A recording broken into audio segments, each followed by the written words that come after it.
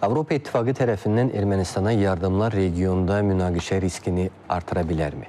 Rusiyada düşünürlər ki, NATO faktiki olaraq Cənubi Qafqaza girir. Ermənistanın tərəfdaş kimi etibarlı olmaması artıq isbat olunub.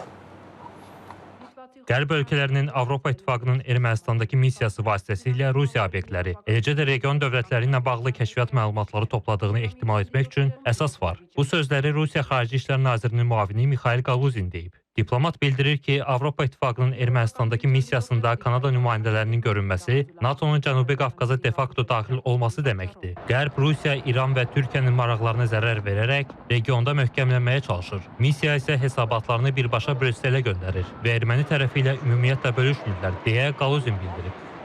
Ermənistan tərəfi son dövrlər bu və digər imkanlardan istifadə edərək silahlanma ilə məşğul olur və bu silahlar gələcəkdə əlbəttə ki, Azərbaycan üçün təhlükə yarada bilər. Avropa Birliyindən bir tərəfli olaraq Ermənistana müxtəlif yollarla yardımların, dəstəkləri və bunlar hamısı yenidən gələcəkdə Cənubi Qafqazda qeyri-stabilliyə xidmət eləyən amillər kimi nəzərdən keçirməliyik. Ekspertlərin fikrincə Rusiya, İran, Türkiyə əməkdaşlığında Cənubi Qafqaz xüsusi rola malikdir. İrəvanın isə Moskvanın himayədarlıq etdiyi təşkilatlara üzvkən Avro-Atlantik strukturlarla tərəfdaşlığı regionda münaqişə riskini artırır. Eyni zamanda Ermənistanın etibarsız tərəfdaş imicini formalaşdırır.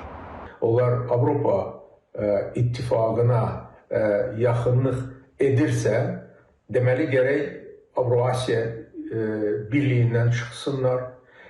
Amma onlar çox məharət və peşəkarlıqla orada iqtisadi prioritetlərdən, üstünlüklərdən istifadə edirlər indiyənə qədər. Digər tərəfdən onlar gərək KTMT-dən çıxsınlar, onlar bəyanatlarla məhdudlaşır. Siyasi müşahidəçilər hesab edir ki, dünyanın digər bölgələrində münaqişə ocaqlarının alovlanması qərb dövlətləri liderlərinin diqqətsizliyi hesabına baş verib. İndi də həmin dövlətlər Ermənistandan istifadə edərək Cənubi Qafqazda toqquşma yaratmaq niyyətlərini gizlətmirlər.